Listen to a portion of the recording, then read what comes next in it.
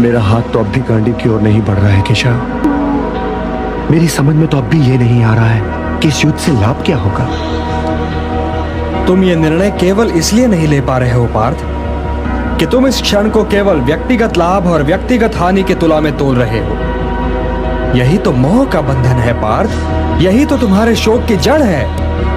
और इसीलिए तुम्हारा ये कायर, पलाय और कलंक में डुबोने वाला शोक न तुम्हारे हित में है और न ही समाज के हित में। यह शोक न वर्तमान के लिए शुभ है और न ही भविष्य के लिए। लाभ और हानि की इस कामना में न भटको पार्थ, न भटको। केवल कर्म करो, कर्म।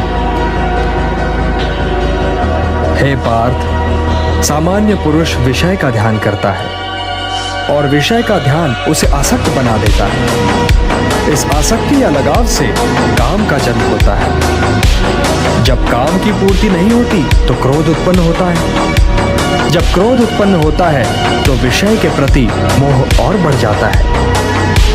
और जब मोह और बढ़ जाता है पार्थ, तो सोचने की शक्ति भटक जाती है। जब सोचने की शक्ति भटक जाती है तो बुद्धि का नाश होता है।